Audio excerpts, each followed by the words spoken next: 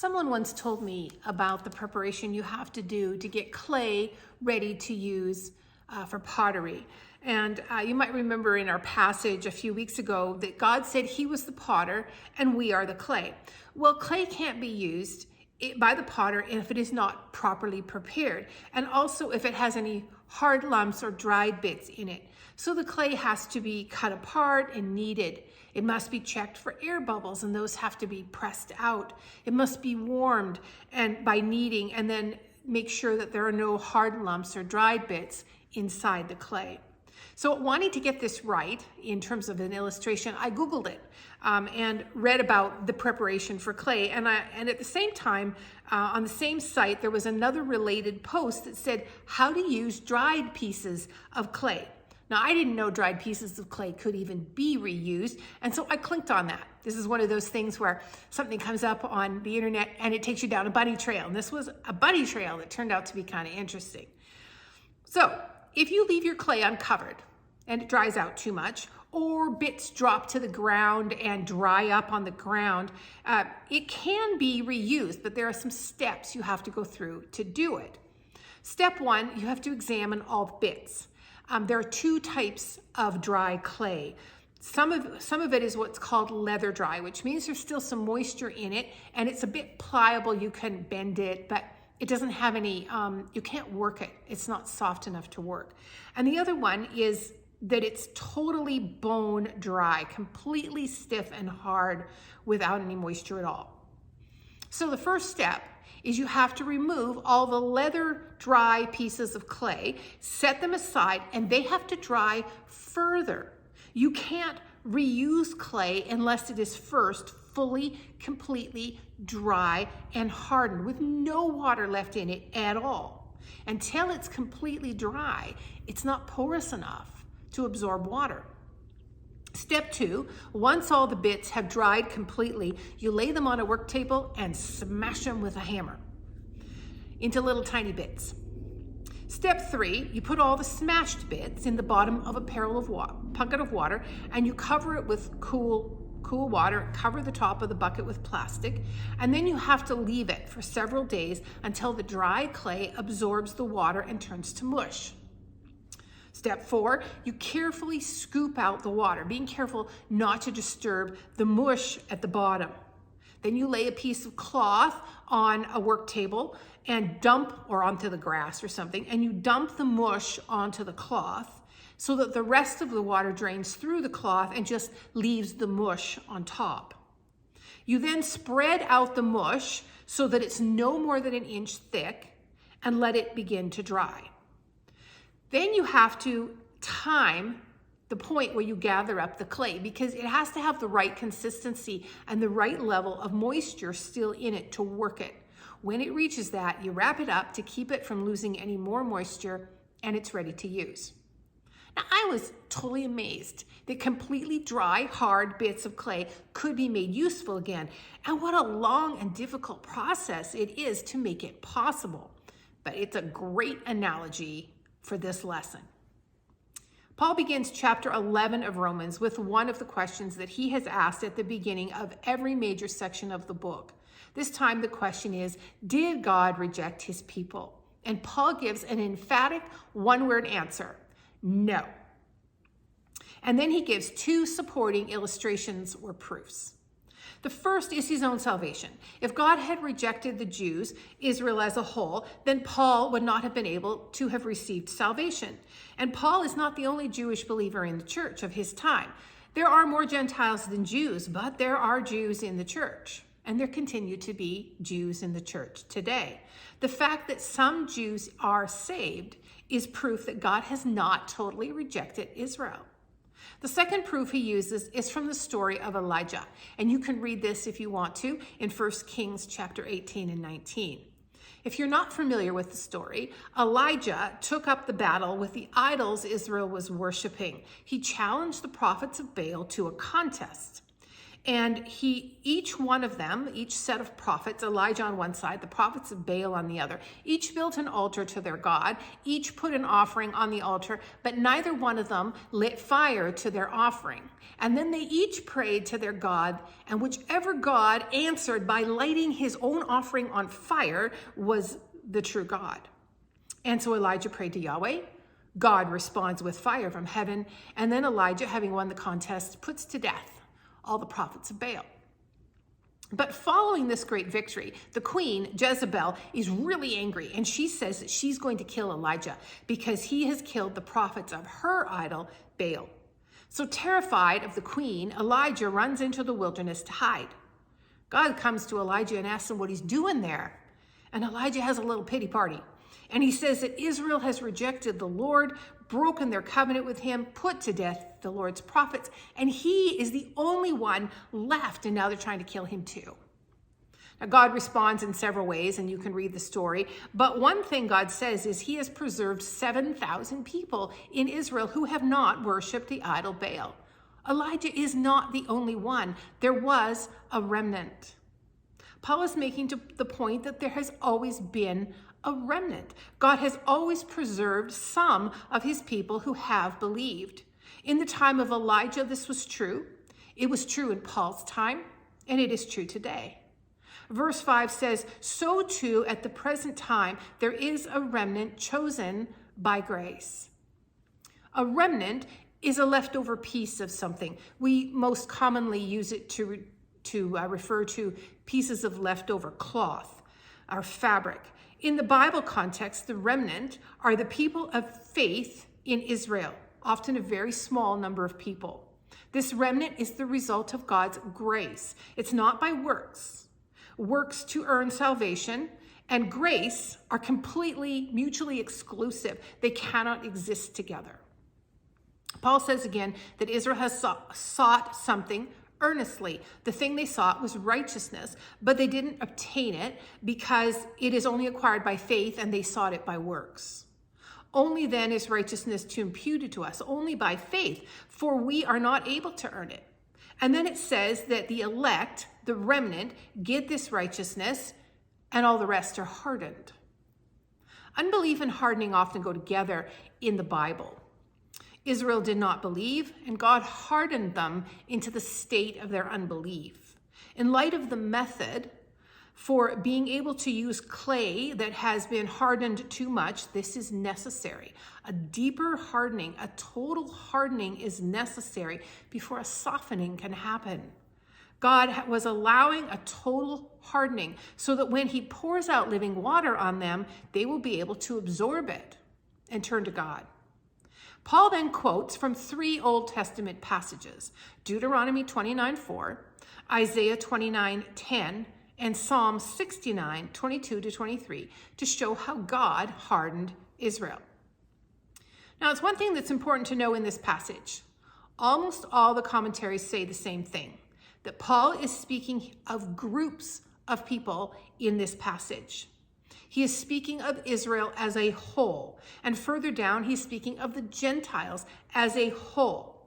Back in the Old Testament, in times when Israel was following God, Gentiles were welcomed in. Individual people who believed in God, who had faith.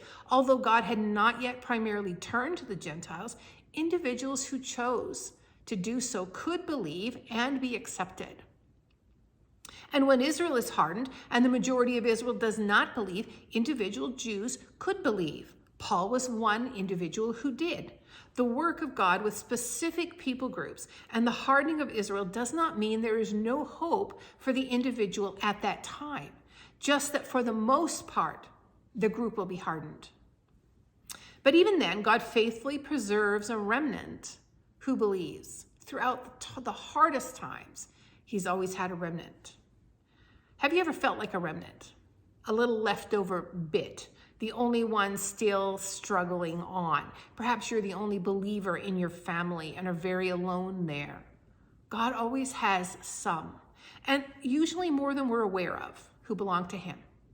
The rest around us may be hard, and growing harder by the day, but the gospel is always extending an invitation. The arms of God are always extended to the few who wish to believe. And the hardening is not unkind on the part of God. There is a purpose. A greater hardening is part of the process by which there will be a future softening. God has not rejected his people Israel. He preserves a remnant and has not forgotten his promises.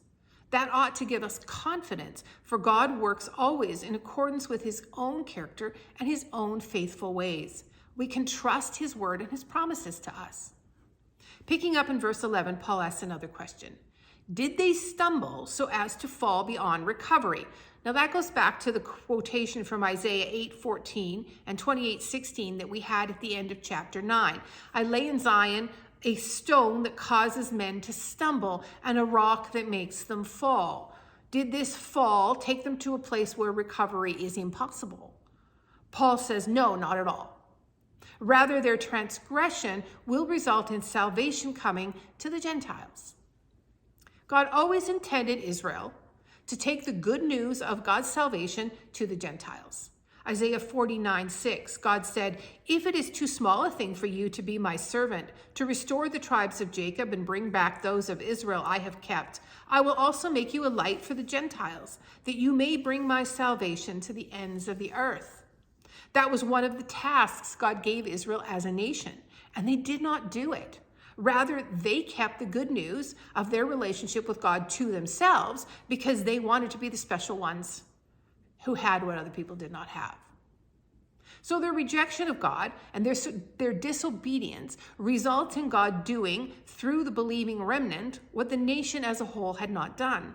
Salvation went to the Gentiles. And the Gentiles responded, flooding into the church. And God says that this is meant to make Israel envious. Paul asks if the disobedience of Israel brought such blessings to the world, to the Gentiles, then how much more will come to all of us when Israel returns to God? Paul says in verse 13 that he is speaking to the Gentiles. Now, you might remember from when we started this study that we talked a little bit about the composition of the church in Rome. It was largely Gentile at this time, but there were some Jews in it as well. And the two groups didn't see eye to eye on a lot of things, and there was conflict between them. The Jewish believers looked down on the Gentiles, thinking that they were not living holy enough lives because they weren't following all of the rules of the Old Testament law. And the Gentiles were arrogant regarding the Jews, saying that Israel was out and the Gentiles were in. So they were taking the same pride of place with God that the Jews used to take. And Paul is now going to address that attitude on the part of the Gentiles in the church in Rome. Paul says that as an apostle to the Gentiles, he is hoping not only for the Gentile salvation, but to arouse his own people to envy that will result in the salvation of some Jews. Because again, if their rejection brought blessing, then their acceptance will result in life from the dead. Paul then uses a few illustrations. The first one is in verse 16. If the part of dough offered as first fruits is holy, then the whole batch is holy. And if the root is, then so too are the branches.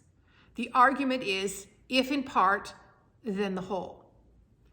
In first fruits, an annual Jewish festival, the first of the harvest is offered to God in recognition of all that's going to come.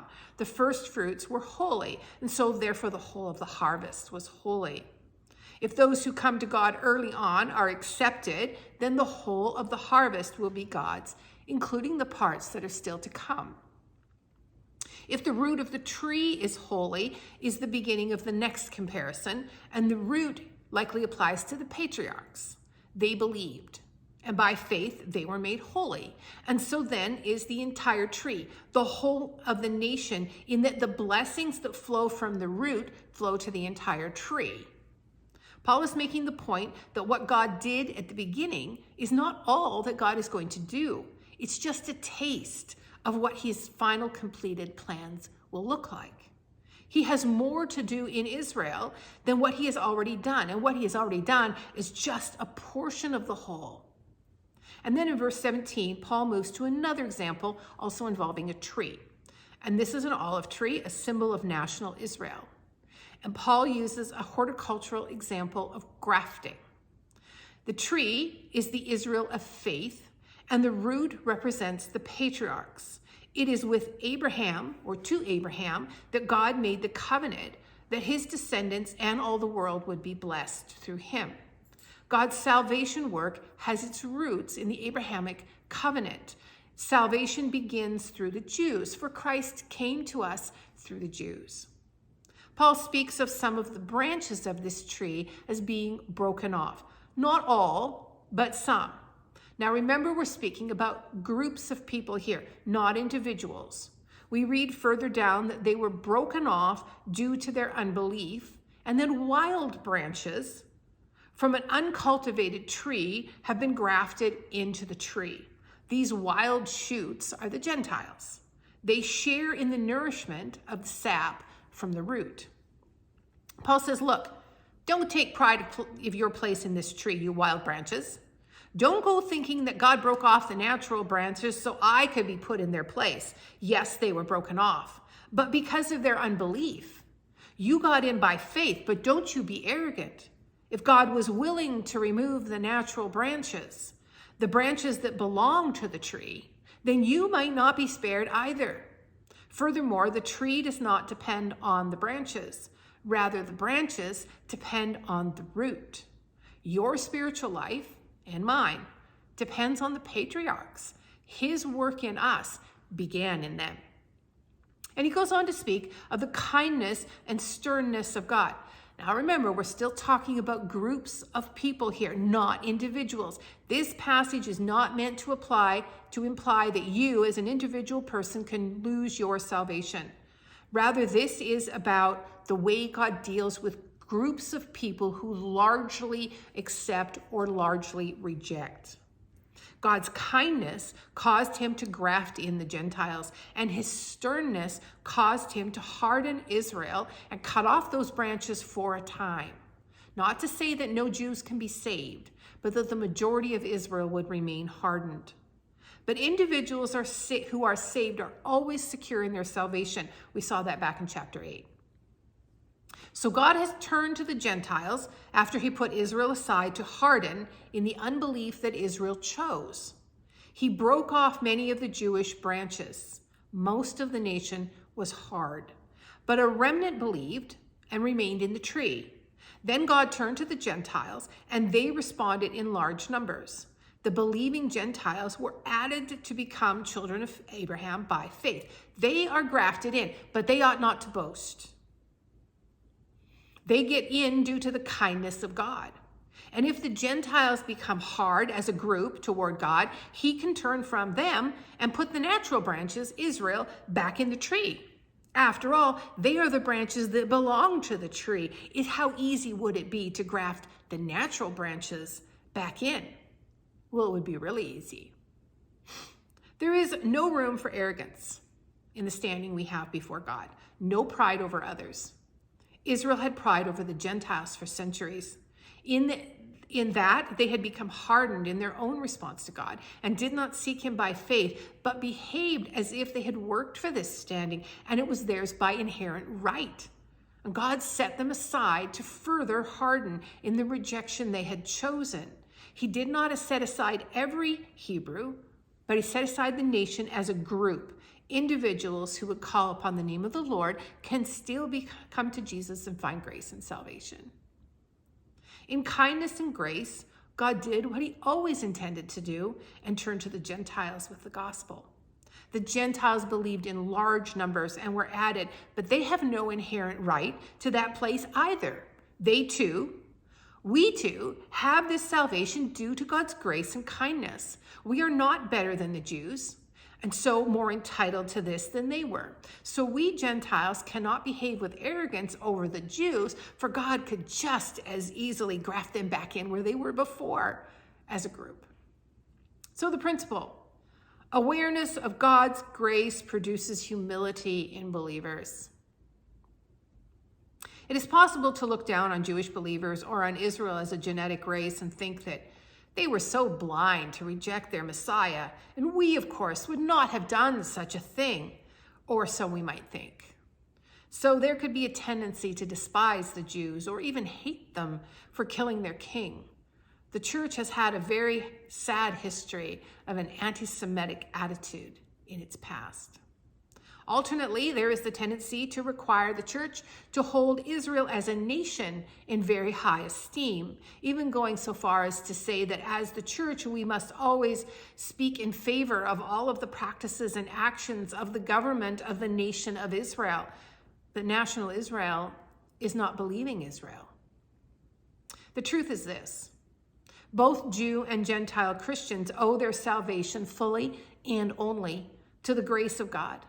Both groups equally bound under judgment, as it says at the end of the passage, so that God can equally have mercy on all. Neither group is better than the other. Humility before God is necessary so that we remember from where each of us came. How are you cultivating humility in your walk with God and in your relationships with other believers? None of us is any better or worse than the other. At the same time, how are you working to deepen your understanding of the Jewish roots of your faith? To do that, you need to study what God did and how he acted in the Old Testament. There's a tendency in the modern church to focus on teachings from the New Testament only. But our story began long before Christ was born in a manger in Bethlehem. How familiar are you with the story of God's work in the Old Testament? You owe your spiritual life to the root that began in Israel and the story of salvation that began there. It is not just Israel's story, it is yours. Have you spent any effort understanding the roots of your salvation from the Old Testament? I'm going to read a couple of verses here from chapter 11, verse 25 to 26. I do not want you to be ignorant of this mystery, brothers and sisters, so you may not be conceited. Israel has experienced a hardening in part until the full number of the Gentiles has come in. And in this way, all Israel will be saved. Stop there. So what does it mean that something is a mystery? And that was from, where was it? The mystery is in verse 25. So what does it mean? In the religion of the time, and in some religions today, there is often sort of a hidden mystery, a special body of insider information that's only available to the most initiated in the religion. Scientology is an example of such a religion today. They have an insider set of knowledge. Now, that's not what the mystery means in the Bible. A mystery is something that was hidden before, not understood, but is now revealed in Christ. In this case, it's the scope of God's plan to include the vast numbers of the Gentiles in salvation. It appears that God has had a specific number of Gentiles that he plans on bringing to salvation. So this time of Israel's hardening has several purposes behind it. One is to allow Israel to be fully dried out and hardened, so they will be receptive to the water of life when God turns back to them again. And remember, we're not speaking about individuals here, but about groups. Using the illustration of clay, this is a long process and not an easy one. Secondly, the Gentiles will be brought in until God's intended plan for them is completed. And finally, the inflow of Gentiles will cause envy on the part of Israel, so they will desire what they have rejected for so long. And then all Israel will be saved. Now, there is a quotation from next in the passage from a few sections of Isaiah and Jeremiah. Isaiah 59, 20 to 21, Isaiah 27, 9, and Jeremiah 31, 33 to 34. A deliverer will come from Zion. He will turn godlessness away from Jacob. What does it mean, all Israel will be saved? Well, there are three possible choices. First, all Israel of all history. Now, we already know that that's not what is meant here, because we already know from other parts of Romans that not all of genetic Israel is believing or true Israel. It could mean all that the believing remnant will be saved. But that seems kind of redundant. I mean, if you're saved, if you're in the remnant, you have come by faith, then you're saved. If you're saved, you're secure. He doesn't need to say that any more than he needs to say all believing Gentiles will be saved. We've already seen from Romans that once we're saved, we are secure. So that doesn't seem to be the likely answer. Or it may mean that all of Israel living at the time that God turns back to work with Israel again will respond in faith and be saved. And this is the most likely interpretation, in which case this is an event that has not happened yet. It may also not mean literally every person. You know, when we talk about things like all Vancouver is watching the Stanley Cup tonight, we don't literally mean every single person in Vancouver. There are homeless people on the streets who are not watching the game. There are babies sleeping in cribs who are not watching the game. There are elderly people sleeping in nursing homes. They're not watching the game. Some people just don't care and don't watch the game. We mean the majority. And so it could mean not literally every Jew, but it could mean a vast number of living Israel of the time will be saved.